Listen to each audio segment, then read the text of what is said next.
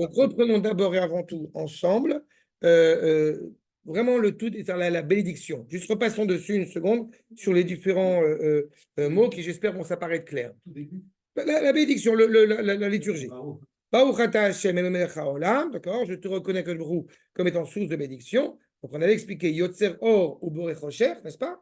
Avec toute cette implication, encore une fois, de ce qui est façonné et de cette création d'un manque inévitable, puisqu'il est le créateur et qu'automatiquement la création est manquante, avec l'assurance malgré tout, Osé, Shalom, donc la complétion à la fois en haut et en bas, une dimension terrestre, une dimension céleste, Osé, c'est un processus, le monde de l'émanation, où Boré est à col. Tout est façonné. C'est un présent constant, puisque la Baruch façonne même des malachim tous les jours, et donc il y a une création constante, encore une fois, d'une certaine manière, qui est mise en place par Akadosh Baruch Hu. N'oublions pas un détail, c'est qu'à la différence du menuisier qui, une fois la maison construite, s'en va et n'a plus de lien direct avec la maison, Akadosh Baruch Hu entretient un cordon ombilical à l'égard de la création. Donc si Dieu préserve Akadosh Baruch Hu quittait la création pendant une seconde, la création ne peut plus exister. D'accord? C'est dans ce cas où il y a une création permanente. C'est pas que le soleil est recréé de nouveau, c'est que le soleil tient le coup. Ameir laaretz. Donc on reconnaît, c'est vers lui que nous tournons, c'est lui qui éclaire, n'est-ce pas? La terre, la dimension terrestre, la dimension limitée. V. La darim alea berachamim. Et ceux qui y résident, pas darim, c'est nous et toutes les créations de manière générale. Avec miséricorde. Pourquoi avec miséricorde? Puisqu'il a confiance dans la création, c'est l'histoire. Ça permet à l'histoire, encore une fois, de se mettre en place. Ou betuvo, qui est évidemment l'expression de sa bienveillance, renouvelle. Vous voyez le soleil qui se renouvelle tous les matins, entre autres. Betuvo, mechadesh. Quelqu'un, juste reprends la Nusach. Ou betuvo, mechadesh, bechol yom. Donc, dans sa grande bienveillance, dans sa grande bonté, il renouvelle chaque jour. Tamid, Maaseh Bereshit. Tel que le projet originel a été mis en place, tous les matins, le soleil, encore une fois, reprend sa place, reprend son rôle. On sait pertinemment que si le soleil était à 1 nanomètre plus proche de la Terre ou 1 nanomètre plus éloigné de la Terre, eh bien, on ne serait pas dans cette situation où nous sommes aujourd'hui. D'accord? 1 nanomètre, c'est beaucoup. Tu veux plus petit encore? Parce qu'il bouge un petit peu. Il bouge. Ah oui, non, c'est vrai. Mais tu es d'accord que c'est ça. Toute la configuration de ça. Oui. Dieu sait combien, encore une fois, il faut toujours faire preuve de coup. On avait souvent évoqué cette problématique-là. Combien, eh bien, il faut faire preuve de beaucoup d'humilité quand on est un scientifique. On n'a pas la prétention de tout comprendre et de tout savoir. Quand on arrive à cette conclusion-là, on est déjà bien.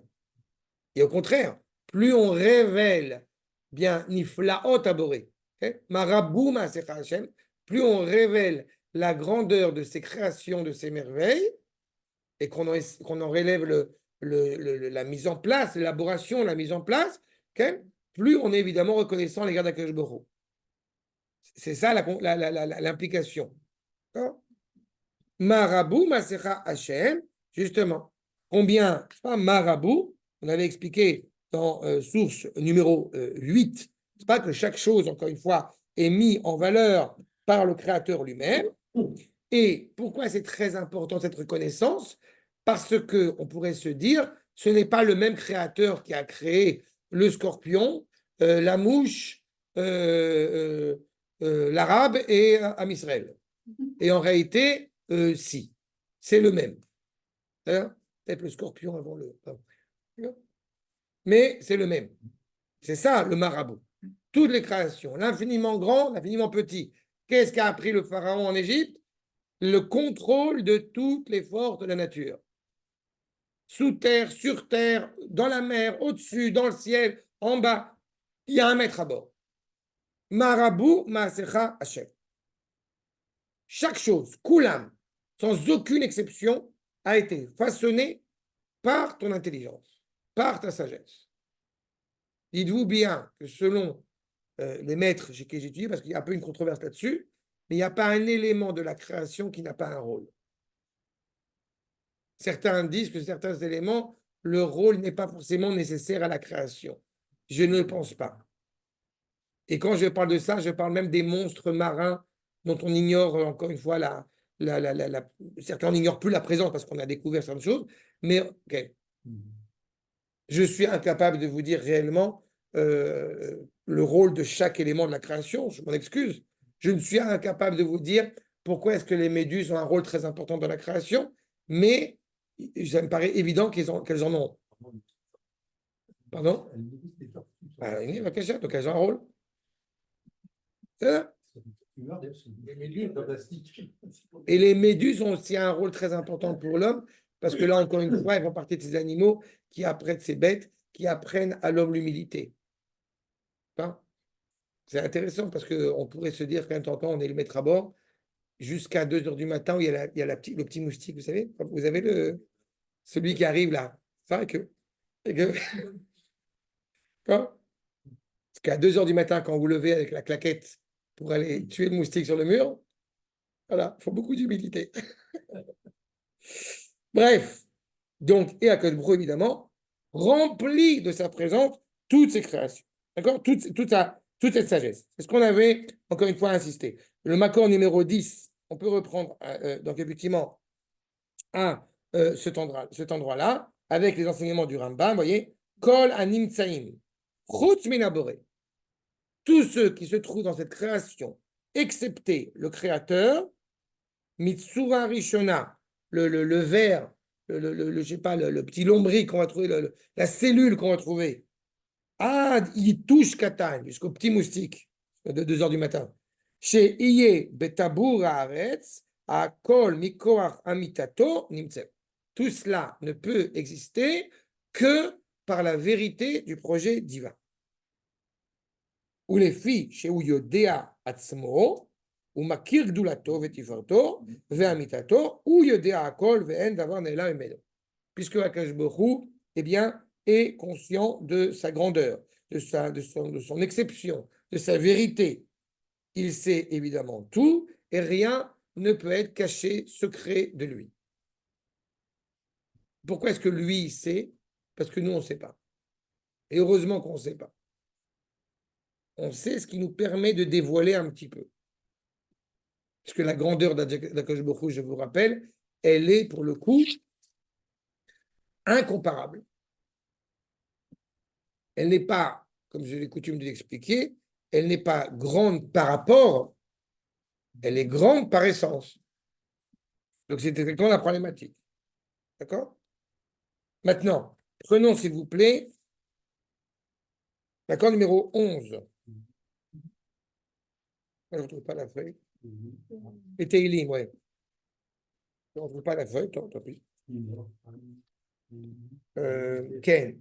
Imale pi. Et c'est là, évidemment, en étant conscient de cette valeur d'exception de la part du... Ah ouais, là, en étant conscient de la valeur d'exception du Créateur, malgré tout, on se rend bien compte que on va essayer d'utiliser des mots pour essayer de dépeindre cette grandeur.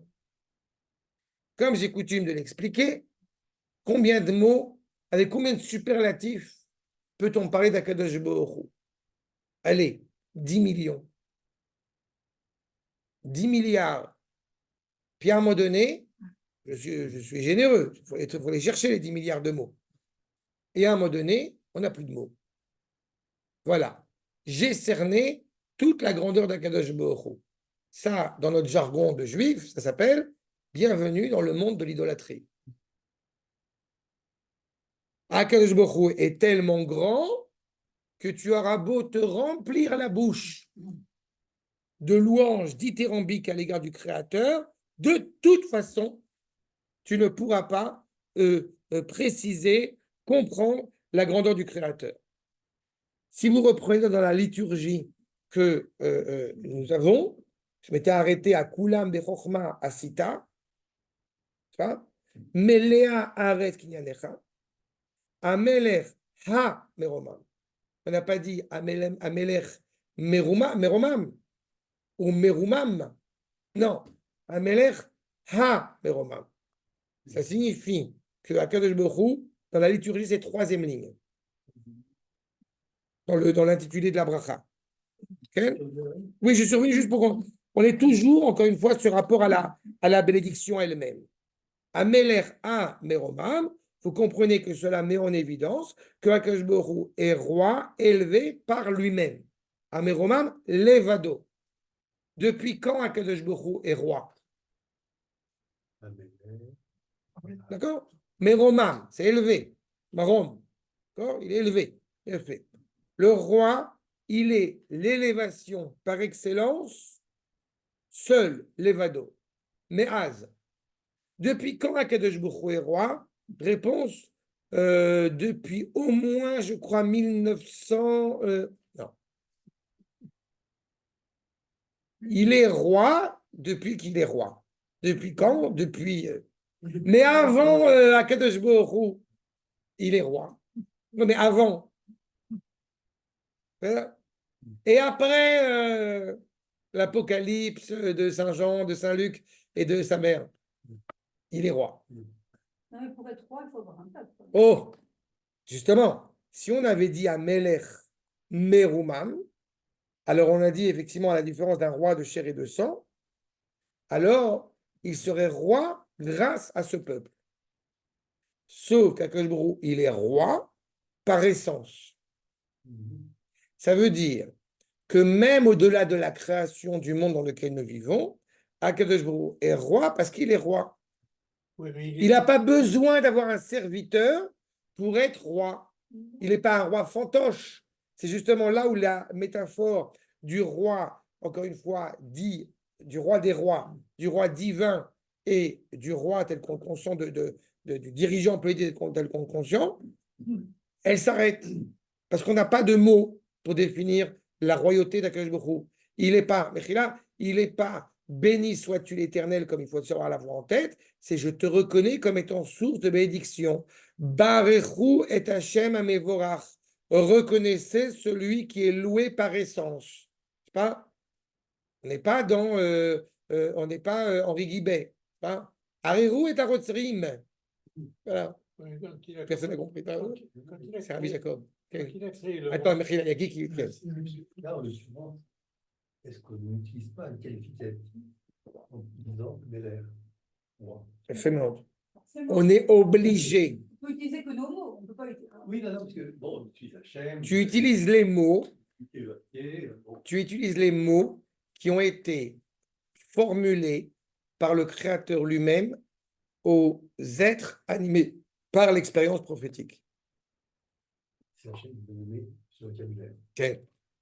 Akadosh Baruch Hu a demandé traditionnellement à Avraham Avinu, on va y arriver dans quelques minutes, comment est-ce que, puisque c'est toi qui vas donner sens, quand on dit qu'il va donner nom, c'est entendu qu'il va donner sens à toutes les réalités qui existent. Et donc, Akadosh Baruch Hu se tourne vers Adam Arishon et aussi et surtout vers Avraham Avinu. Comment tu vas m'appeler? Réponse, puisque tu es celui que je sers, donc je t'appelle Adon. Même le sens d'Akadosh Baruch Hu, il est donné par, encore une fois, la créature elle-même. Est-ce que le père demande à son fils comment tu vas m'appeler? Et le fils, il sait assez rapidement que son père, il va l'appeler papa. Tu as aussi ce passage dans l'Exode, dans Bereshit. Oh, En Bereshit, ah non. Quand Moïse demande à Dieu comment. Parashat Vaera. Parashat Vaera, dans Sefer Shemot. Dans Sefer Shemot. Qui dit, bon, il est masqué. Oui, mais justement, parce qu'il y a un vrai problème, c'est cette rencontre-là insolite pour le peuple avec le Créateur. C'est-à-dire que on est conscient du Dieu d'Abraham, du Dieu de Yitzhak et du Dieu de Yaakov, qui est évidemment le même, mais d'imaginer qu'un jour s'adresse et s'exprime à un peuple tout entier, c'est une tradition, c'est une transmission, ce n'est pas une expérience véridique jusqu'au Mont Sinaï. On sait qu'une seule chose, c'est que Akadosh Baruch Hu, il a énoncé à Abraham, Yitzhak et Yaakov, n'est-ce pas, qu'on descendrait en Égypte et qu'on va y revenir. La pensée d'Israël, comme je disais tout à l'heure, la pensée d'Israël, elle a anticipé la création. Pour reprendre la remarque de Eliette, Akadosh Baruch Hu, il est roi parce qu'il est roi. Point. Seulement, il a envie de résider dans la création dans laquelle il va façonner. Seulement, est-ce qu'il est possible, est-ce qu'il est envisageable qu'il y ait une création, une créature qui soit profondément terrestre et qui permette ma résidence dans ce monde? A priori, non. Parce que les anges tutélaires ne sont pas attachés à la terre, parce que les saints ne sont pas attachés au ciel. Donc on a un problème. Je veux une créature totalement indépendante qui soit capable d'être l'expression de l'harmonie, de l'unité entre le haut et le bas, entre le bas et le haut. Et c'est ça le danger, c'est ça entre guillemets l'interrogation d'Akadosh Baruch Hu avant la création. Et je répète, a priori, c'est impossible. Donc j'ai une solution. Je vais créer un être humain, mais qui soit profondément céleste. Ah! Et on a trouvé la solution. C'est-à-dire Abraham, c'est-à-dire à Israël.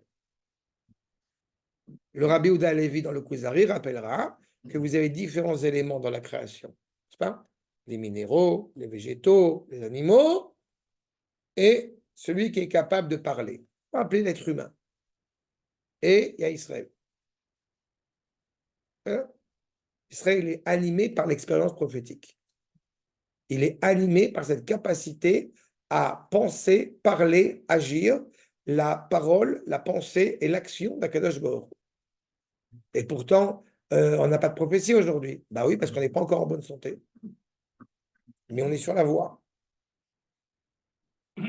D'accord? Oui, c'est ça. Bah oui, justement, le Rav Kook est annoncé comme ça, tout à fait. D'accord? Ok. Il a créé le monde. Il a dit, je crée le monde. Il a créé le monde, c'est-à-dire la terre, les pierres, le sable, la mer, tout ce qu'il y a dans l'espace. Il a créé, bon, mais avant qu'il ait créé tout ça, tu dis qu'il était roi, toujours roi de. Quelle est la créature qui le. Il n'a pas besoin d'une créature puisqu'il est roi par essence. Il est roi absolu. Eh bien, il aura absolu à partir de quand? À partir de. À partir du moment où ça existe. Il a Kadosh Baruch Il n'y a Hu. pas un début alors. Toi, Kadosh Baruch Hu. Non. Pour être roi, Il y a un moment donné, il y a un faut que tes instant sujets- T. Non. Excuse-moi. Non. Non, Il y a mais c'est ce qu'on a dit depuis tout à l'heure. Que les sujets soient des Non, créatures non, humaines. Non. ou- Akadosh Baruch Hu a façonné. Akadosh Baruch Hu a façonné. Bon, ça, c'est important à chaque fois de l'avoir en tête, mais c'est pas grave si je me répète, je suis désolé. Akadosh Baruch Hu, il y a, on a coutume de dire Bereshit, une création ex nihilo. Mais on oublie de parler de créer le rien. Ah. C'est de. Akadosh Baruch Hu, il a fallu qu'il crée le rien pour créer le yesh. Ce qu'on appelle yesh mi ein et ein mi yesh. L'existant par excellence, il est absolu, il est toujours là. Quand tu parles de avant, tu ne parles pas de avant, tu parles de avant par rapport à ton regard sur les choses, en mettant, encore une fois, cette notion d'espace et d'espace-temps dans le avant, ici et après. La notion de avant, pendant, après, chaque jour n'a pas lieu d'être. La notion du rapport au Créateur, elle est. Le seul qui est, c'est Akadosh Baruch Hu. Si je ne l'ai pas expliqué à cette table, c'est fondamental. Le présent en hébreu, et ce n'est pas un hasard de manière générale, le présent n'existe pas. Le présent est un leurre. Le présent est hors nature et hors espace. Et la preuve, c'est que justement le nom d'Akadosh Baruch Hu, le Shema Havaya, c'est le verbe être. Le verbe être, il est hors temps. Quand on parle en hébreu, ani ochel. C'est quoi ochel? Si on traduit littéralement, c'est un substantif. Je suis, je de la nourriture. La notion, quand on parle, encore une fois, d'Akadosh Baruch Hu, c'est celui qui est. C'est hors temps, hors espace. Ben Kaba. Vous savez, comment on l'a appris ça sur Yigdal Elohim Chai? Comment on Yigdal l'a Elohim appris Chai, la d'accord. prière de Yigdal? D'accord. Alors, on C'est ce a qu'on appris dit, ça. Terem Kol Yetzir Nivra. Quand tu dis le avant, c'est avant la réalité dans laquelle tu t'inscris, dans lequel tu es. On a évoqué ça dans les Derech Hashem. L'unité absolue d'Akadosh Baruch Hu n'est pas palpable, n'est pas conceptualisable en aucune manière que ce soit. Et dès que tu essayes de conceptualiser cela, on est déjà ailleurs. D'accord? On est rattaché à Akadosh Baruch Hu par essence. Et Mouna, je rappelle, ça vient de émet, de vérité. Tu n'es pas en train de te rapporter, de te rapprocher à une réalité qui est extérieure à toi. Tu es dans. On est dans la création. On est dans la volonté du Créateur. Assumé ou pas assumé, déserté ou pas déserté. Donc, il n'y a pas lieu de avant. Au contraire, comme je l'ai dit, que je met en espace, met en place un espace vide pour y créer cette notion d'existence à laquelle nous appartenons. Il n'y a pas d'avant, il n'y a pas d'après. Ce qui, je répète, est... Qu'est-ce qu'il y a? Quand on a dit il n'y a pas d'avant, pas d'après, on a continué la chanson à Saint-Germain-des-Prés. Ah, Il n'y a plus d'après. excusez-moi. Il n'y a plus de Saint-Germain-des-Prés. Donc, Adkan, c'est clair sur ce point? Si je le mets du prix. Et c'est pour ça, Rabotai, c'est pour ça le Meaz. C'est pour ça le Meaz. Amelech Hameron Levado, Meaz. Pour reprendre ta remarque, David. Meaz, depuis. Depuis quand, Meaz? Terem Kol Yatzir Nivra. Il n'y a pas une graine, il n'y a pas une pensée. Il y a Akadosh Baruch Hu. Point. Et qu'est-ce qu'il y a après? Il y a Akadosh Baruch Hu. C'est tout. Il est Ein Sof. Ein Sof, il n'y a pas de fin. C'est tout. D'accord? Donc, Ameshubar, vous voyez, avec le Hey, pareil. Ameshubar, il est loué, Amefoar, Amitnase, Meimot Olam. Je ne peux saisir que la manière dont Akadosh Baruch Hu s'exprime, encore une fois, à moi. Le père est reconnu comme père au moment où il y a un fils. C'est vrai pour toute la création, sauf le créateur.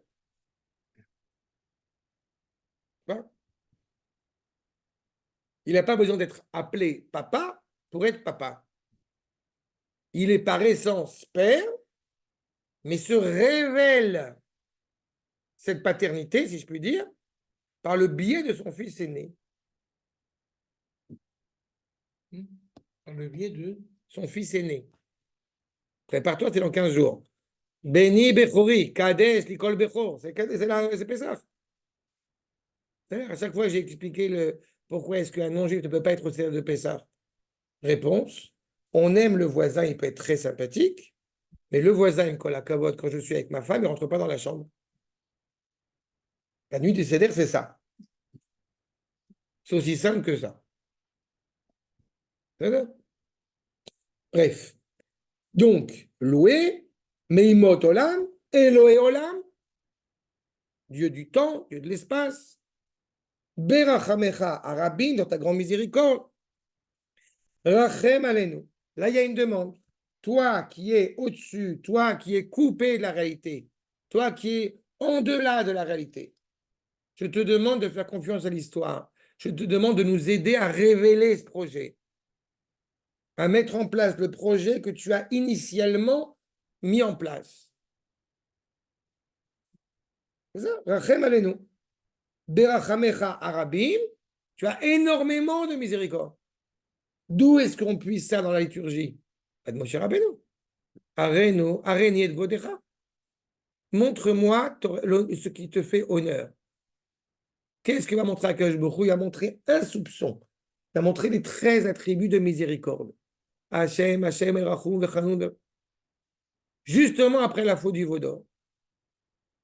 Ça veut dire que Akadosh Baruch Hu, par rapport au peuple juif, c'est le fils qui a dessiné sur le mur. Et que le père, il a investi énormément d'argent dans la mashkanta. En voyant le fils qui a dessiné sur le mur, il prend le fils, il le jette par la fenêtre, a priori. Qu'est-ce que dit Akadosh Baruch Hu à son fils qui a dessiné sur le mur? Je suis très en colère contre toi. Mais je vais te donner maintenant de l'eau de Javel et du produit truc, tu vas nettoyer le mur.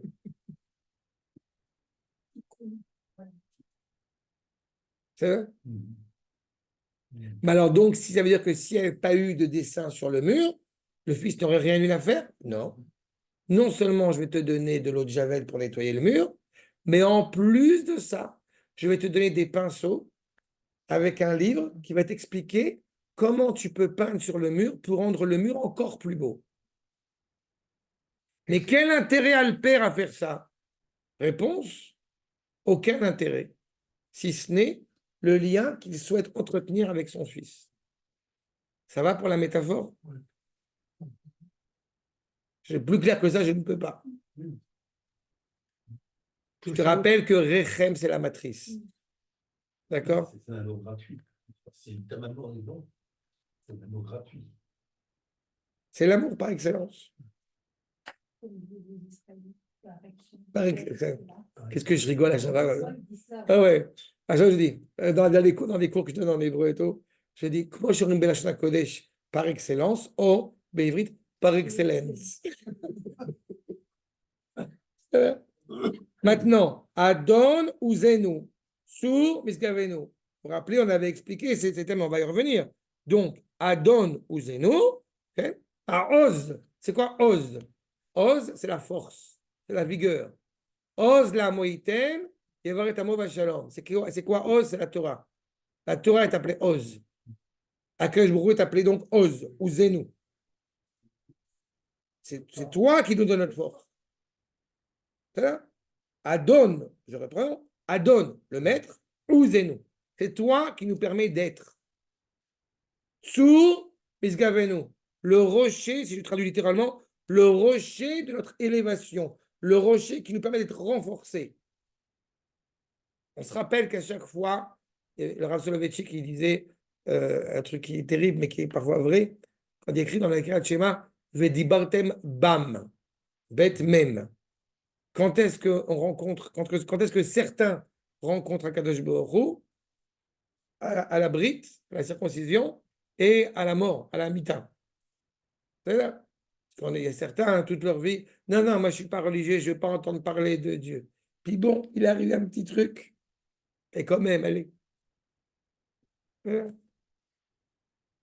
une fois, j'ai entendu, ces dernières années, là, par rapport à Yom Kippourim à Tel Aviv et toute l'histoire, tout le tollé que ça a créé. Moi, je ne suis pas religieux, mais je trouve ça vraiment scandaleux. BM, c'est Brit Mila. Bam, BM. Non, Brit à la Mila. base, c'est pas censé être ça. C'est le jeu de Non, mots. non, mais. D'accord. Brit et Mita. D'accord. Oui, d'accord. Non, parce qu'on dit dans la Kriyat Shema, dit Bartem Bam, de quoi tu es censé parler? Des paroles de Torah, des paroles d'Akadosh Baruch Hu. Et pas que à la circoncision et à la mort. C'est là. Bon, mais c'est un jeu de mots, c'est l'image. Je fais des blagues de religieux de temps en temps, ça m'arrive, excusez-moi. D'accord? Archav, donc, Magen est chez nous. D'accord? Encore une fois, on est profondément élevé, on est profondément renforcé. Magen est chez nous, donc, Magen, comme son indique, le bouclier. Notre bouclier, encore une fois, des ennemis physiques, des ennemis spirituels. Magen est chez nous, le bouclier de notre délivrance. Misgav be'adenu. Misgav be'adenu, là encore. Celui, encore une fois, auquel nous sommes profondément rattachés, attachés à lui. On est avalé par lui. On n'est pas Goy, on est Goy Kadosh. On n'est pas Mamlechet, on est Mamlechet Kohanim. Donc on est protégé, on est raffermi par ce lien-là. Et là, on arrive effectivement, pour reprendre l'expression que j'ai dit tout à l'heure, sur les propos dithyrambiques, les superlatifs qu'on pourrait donner sur Akadosh Baruch Hu et qu'à un moment donné, on serait limité. Alors on a trouvé la solution. Enfin, nos maîtres ont trouvé la solution. On va dire plein de mots qui sont à la suite de l'alphabet. Pourquoi? Parce qu'en disant chaque mot qui commence par Aleph, Bet, Gimel, etc., en fait, on est en train de dire qu'Akadosh Baruch Hu, il englobe tout. On ne peut pas penser sans mots, on ne peut pas penser sans lettres. Dès qu'on a évoqué en réalité toutes les lettres, bah on a dit l'ultime vérité. Ah, c'est intéressant maintenant qu'on y pense. Pourquoi? Si je ne vous l'ai pas dit 15 milliards de fois, Emet, de Aleph jusqu'à Taf. Même c'est au milieu, la lettre médiane. Altikra Maïm et la Torah. Même c'est Maïm, c'est la Torah. De Aleph jusqu'à Même, vous avez 13 lettres. De Même jusqu'à Taf, vous avez 13 lettres. Ça fait 26. Qui est toujours un chiffre très intéressant quand même. Ça, c'est le nom d'Akadosh Baruch Hu, ok? Emet. Voilà. Donc, voyons ça ensemble. El Baruch. Vous voyez pourquoi les Teilim, quand j'ai dit tout à l'heure. Imale pi teilatecha kol hayom tifatecha. Tu vas remplir ta bouche de toutes tes louanges toute la journée. Que va nous dire la Shira Kadosh, Makor numéro 12? Amar David. Iné. Vous n'avez pas Makor numéro 12? Ah, pardon, excusez-moi. D'accord. Le Hachir Akadosh, Makor numéro 12. Ine, Einecha, Kemeler Basar Vadam. Tu vois, Eliade, je reprends quand tu étais tout à l'heure sur le roi avec les serviteurs. Tu n'es pas comme un roi de chair et de sang. Ve'ein atovotecha ke tovotav. Ça veut dire qu'un roi de chair et de sang, plus il va avoir des serviteurs, plus il va avoir des gens qui disent oh, combien mon Seigneur est beau et grand et fort. Ce camembert est à votre plumage. Plus en réalité, le roi, du coup, il se fait mousser. Mais Akadosh Baruch Hu, il n'a pas besoin de se faire mousser pour être Akadosh Baruch Hu. Il est. Kiata, gam qui est malé, plus que ça. Qui est malé, pi teilatecha, vesheye kol hayom itifatecha. Si on était constamment, toute la journée, en train de te louer, exclusivement de te louer et dire tout le bien que tu représentes, que tu es, lo yachil pe velo zman afilu le'echad mi'ilulav yitbarach. Ça ne remplirait pas une seconde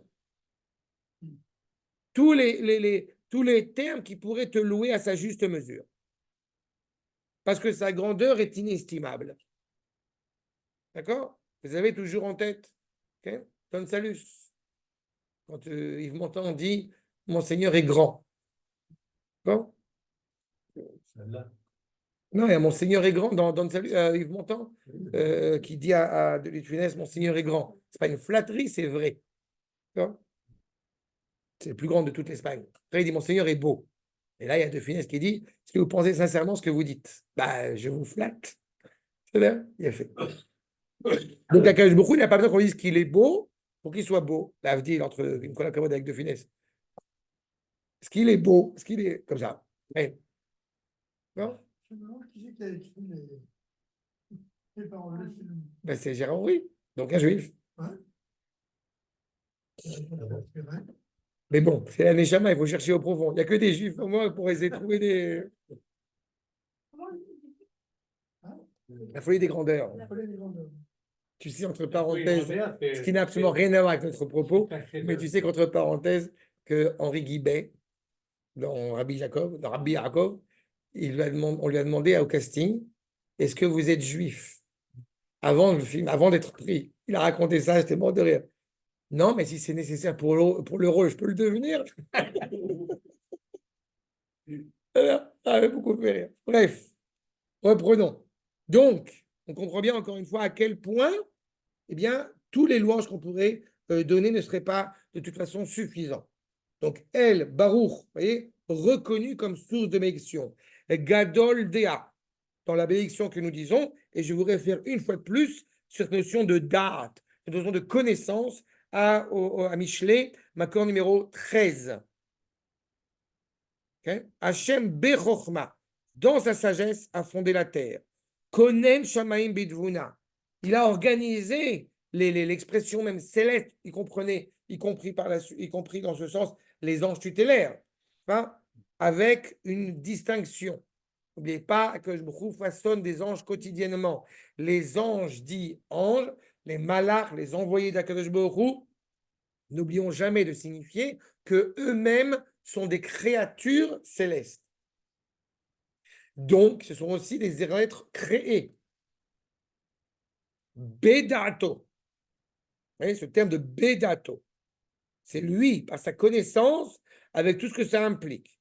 Makor numéro 14, le Metsudot.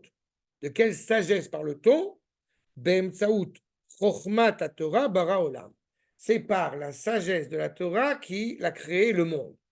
Entendez par cela ce que j'ai coutume d'expliquer. Be chokhma, be koach ma. Sur les mêmes lettres. Qu'est-ce que ça signifie? Koach ma, la force de l'essence. La Torah n'est pas un texte, la Torah n'est pas un livre, la Torah c'est l'essence même du monde, c'est l'essence même de la création. C'est la chokhma. Koach ma. Ma, gematria, Adam, 45. C'est la racine justement de ce terme de mahout, de l'essence. Donc quand on est sage, justement, pour traduire ça en français, ce n'est pas une question d'instruction. L'instruction, évidemment, va aider, mais la sagesse relève d'être attaché à l'essence même des choses. Qu'est-ce que c'est par la suite donc le date? Évidemment, il y a ce verset bien célèbre, Makor numéro 15, Adam yada et chava ishto. Qu'est-ce que c'est? L'homme connu sa femme, je vous rappelle, c'est le moment où Chava est entrée enceinte. Donc, c'est le moment ultime, optimal de l'intimité entre Adam Arishon et son épouse. C'est la connaissance. La connaissance à laquelle nous faisons référence ici, c'est cette preuve d'intérêt de la part du Créateur à l'égard de sa créature et qui est ce que j'ai coutume d'appeler le Bluetooth, la symbiose la plus totale. Okay? El Baruch Gadol Dea. Echin Ufaal Zare Chama. Je reprends dans la liturgie, mais je vous livre en même temps pour qu'on ait toujours ce référent-là. Akadosh Baruch Hu, encore une fois, donne sens à toute cette création. Prenez s'il vous plaît Makor numéro 16. Le verset dans Ishayahu. Kol Anikra Bishmi Ulirvodi. Tout ce qui est appelé en mon nom et en mon honneur, je l'ai créé. Barativ, Yatzartiv, Avasitiv. Je l'ai créé, je lui donne sens et je suis partenaire avec lui dans le processus de sa complétion. Quand je dis je suis partenaire, ça veut dire qu'on ne peut pas dire arrêtez, je veux descendre, arrêtez le monde. Non, tu es. Et à Akadosh Baruch Hu, tu peux malheureusement te désespérer, ce qui sera, comme dit le Rav Kook, la base même de l'hérétisme, puisque justement, c'est de vouloir arrêter le monde. Ça, c'est l'hérétisme. Arrêtons la vie, arrêtons la souffrance, arrêtons tout. Non, ce n'est pas une option. Akadosh Baruch Hu est partenaire à ce processus. Comme disait Manitou, chez un Hébreu, c'est pas dis-moi en quoi tu crois, je te dirai qui tu es, c'est dis-moi en quoi tu crois, je te dirai qui tu seras. N'oublions jamais que ce qui nous permet aujourd'hui d'être ici, de pouvoir parler en hébreu, de pouvoir vivre en Israël, c'est parce que pas une seule seconde, nos aïeux se sont désespérés pendant 2000 ans du retour éventuel en terre d'Israël. Ça nous a hantés pendant 2000 ans. C'est ce que nous sommes en train de vivre. Assitive. C'est un processus constant. Tov Yatsar, je vous reprends, vous n'êtes pas obligé de vous référer là-bas, je vous dis juste pour que vous ayez les mots en tête. Echin, il a préparé, Ufal, Zare Chama, les éclairages de cette luminosité. Tov Yatsar Kevod Lishmo. Tout ce qu'il a façonné, c'est justement pour émettre le bien de son nom. Meorot, les liminaires, pardon. Nathan Seot Uzo. Tout ce qui est éclairé autour de sa force. Pinot Tsevaot Kedoshim, dans les moindres recoins de ces armées animées par la sainteté.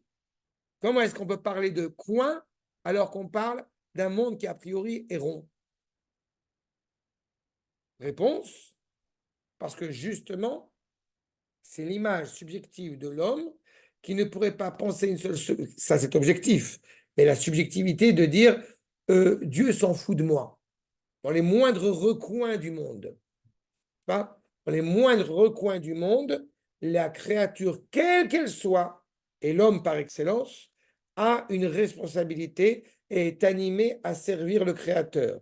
Quand il est appelé le nom d'Akadosh Baruch Hu, Hachem Tsevaot, qu'on traduit en français par Dieu des armées, ce sont les anges tutélaires en haut et le peuple juif en bas. Et je répète que l'âme Israël il a cette particularité. C'est dans la suite des bénédictions du Kriyat Shema, on aura l'occasion, de le voir. Mais le Ham Israël a cette possibilité d'être même au-dessus des anges tutélaires. Pourquoi? Parce qu'il est capable de dire Akadosh Baruch Hu. Transcendance et immanence, ce que les anges tutélaires ne sont pas capables de dire. Certains vont dire transcendance, certains vont dire immanence. Akadosh Baruch Hu. Et nous disons Akadosh Baruch Hu. Kadosh 3 fois. En haut, en bas et rattaché. Réunis l'un à l'autre. C'est ça justement, Pinot Tsevot Kedoshim. Romemei Shaddai, élevé en mon sein, le sein d'Akadosh Baruch Hu. Dans la Haggadah de Pesach, comme ça je vous donne un chidouche que vous n'avez pas encore entendu en même temps. Dans la Haggadah de Pesach, j'ai parlé de ça le Shabbat dernier avec mes filles, mon fils n'était pas là, alors j'ai rappelé ça parce que je trouvais que c'était plus meilleur de le dire quand mon fils n'était pas forcément là. Il y a un passage dans la Haggadah où on parle des Seir Ezim, des poils qui poussent comme les boucs et que on a beau essayer de les couper, ils poussent encore plus de force. Et l'image qui est évoquée ici, c'est l'image justement du pharaon qui essaye de couper Goy Atsum Verav. Goy Gadol Atsum Verav. Que l'âme Israël, il est grand, il est puissant et il est important. En référence au patriarche de Abraham, Yitzhak et Yaakov, Goy Gadol, Atsum c'est Yitzhak et Rav c'est Yaakov Avinu. Et on dit Rav, que Rav Tsemach, ça pousse continuellement et on n'arrive pas à trancher. Et l'image dans la Gada, c'est l'image qui est prise, c'est l'image d'une jeune fille. Une jeune femme où il y a la poitrine qui pousse et qu'il y a le système pileux qui pousse sur la matrice.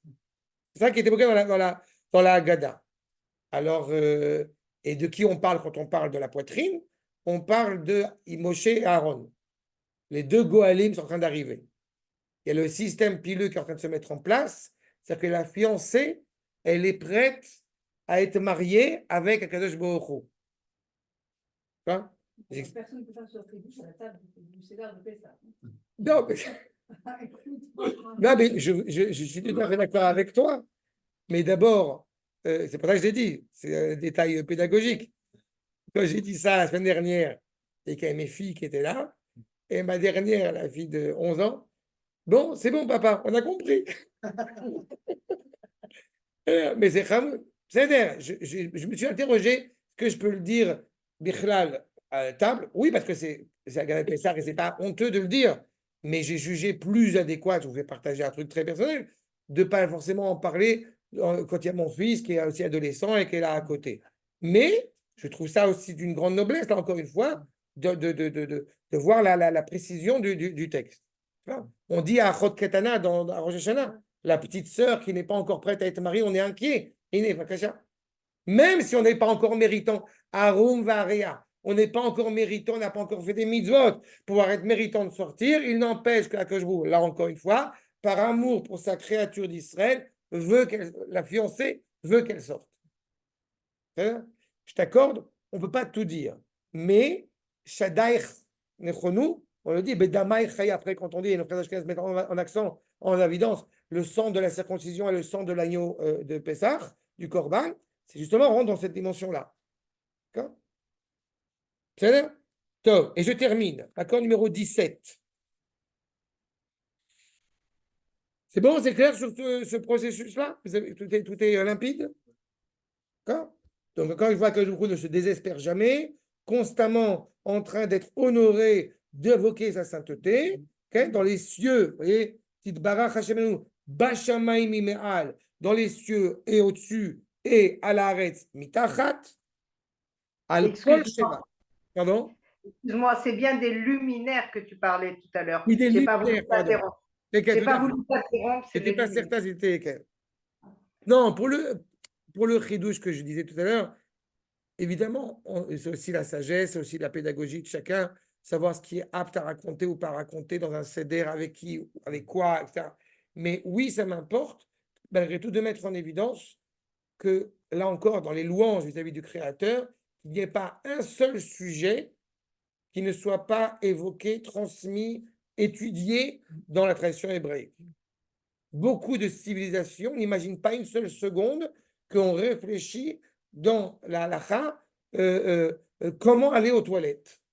Non, je n'ai pas dit comment, on sait comment aller aux toilettes. Mais quelles sont les implications ilchatiot, morales donc, dans la manière de se comporter dans les endroits peut-être les moins et moins honorables, si je puis dire. Et ça montre bien, là encore une fois, la grandeur du Créateur qui est sans borne, au-dessus du ciel, sur la terre et en dessous, et mitachat. Et tout cela est loué, encore une fois, par tes créatures. Maaseh yadecha, ve'al meore or, et par ces luminaires que tu as façonnés, hema ifaucha sela. Tous vont t'honorer justement, et t'honorent et vont t'honorer pour l'éternité. Je termine, donc je disais avec ce source numéro 17 de ce que nous dit le Rav Kook. Dans Rota Torah. Bechochmot, veyediot, donc dans ses sagesses, dans ses reconnaissances à Olam, du monde, Bamitziut Amouchash, dans la réalité concrète, c'est-à-dire qui est palpable, Inenuroim, nous voyons, Nachon, les mots Am Magadalu Masecha Hashem. Combien il est extraordinaire, combien il est juste et vrai de dire combien sont grandes, combien sont louées, sont louables les créatures façonnées par le Créateur. Ganken berav ishtomemut makatnu masecha Hashem.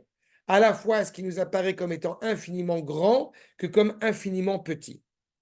Kelomar, keshem shenumit malim pele, de la même manière qu'on se remplit d'émerveillement al godel ameorot. La grandeur de ces luminaires. On est en Tioul, on a une excursion, on voit une montagne extraordinaire, on voit les merveilles de la nature. On s'extasie devant cela.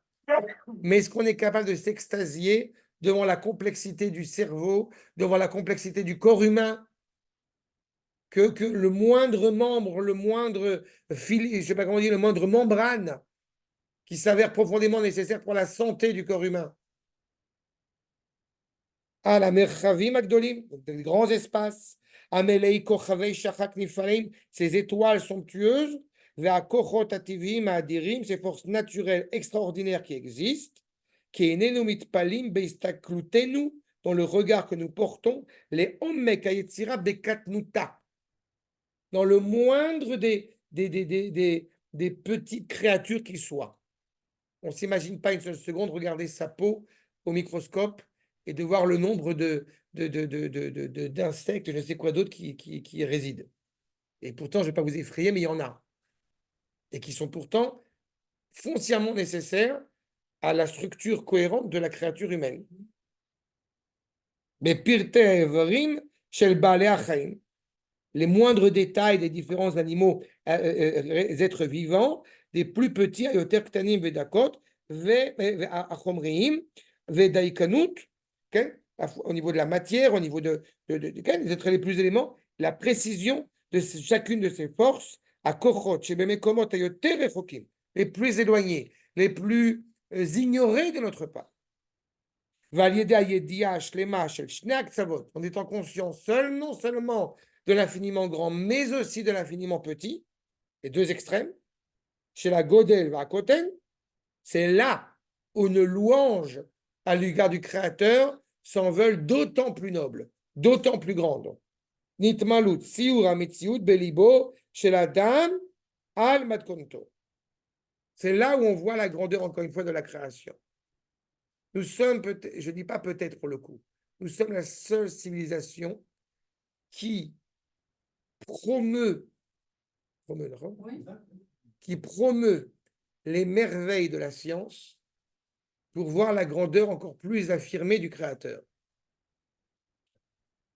C'est très important. Non, mais la seule civilisation animée par cette dimension spirituelle qui est très en faveur, plus qu'en faveur, d'étudier la science, d'étudier ce qui relève, encore une fois, chacun selon sa qualité, selon sa capacité intellectuelle, mais étudier. C'est-à-dire que l'Avdil, j'ai compris qu'il y a une scientifique américaine qui a découvert quelque chose de très important pour le développement du cerveau récemment.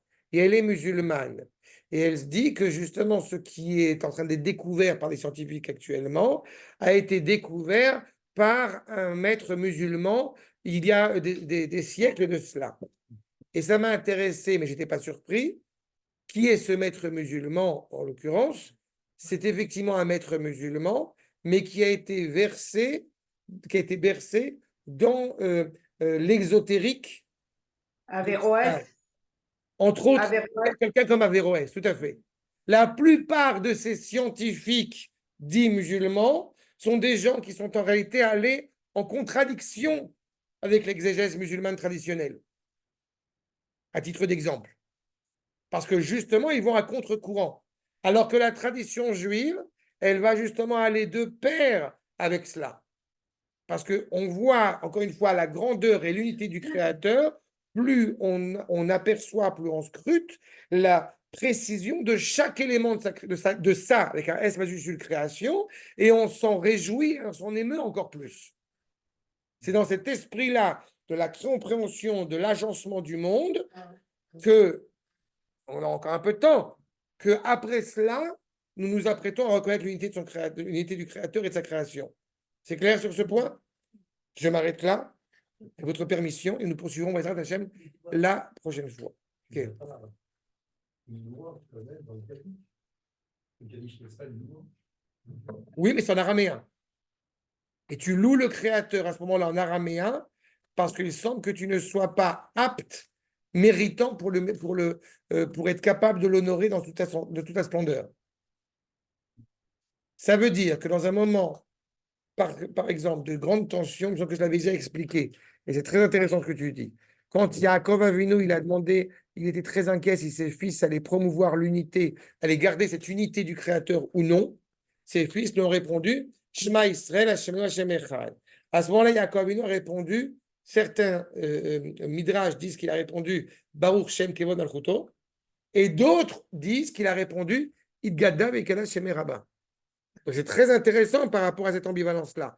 Sauf que dans le Idgadav Ekadash Shem Rabba, tu remarqueras qu'on dit souvent à quelqu'un qui, par exemple, eh bien, a connu Akadosh Baruch Hu dans toute son ambivalence, y compris après la mort d'un proche, qui va a priori être habilité à dire le Kaddish. Le Kaddish n'est pas la prière pour le mort, mais tu peux réellement louer la grandeur d'Akadosh Baruch Hu quand tu l'as saisi dans toute son étendue, y compris quand tu as étudié la Torah, par exemple, quand tu vois toute l'étendue du Créateur, ou quand tu as perdu un proche. Donc oui, c'est une louange, mais on le dit en araméen. Entendu, les anges tutélaires ne le comprennent pas. On veut là, alors que là, on s'apprête à reconnaître l'unité du Créateur par le prisme de la lecture du schéma. D'accord?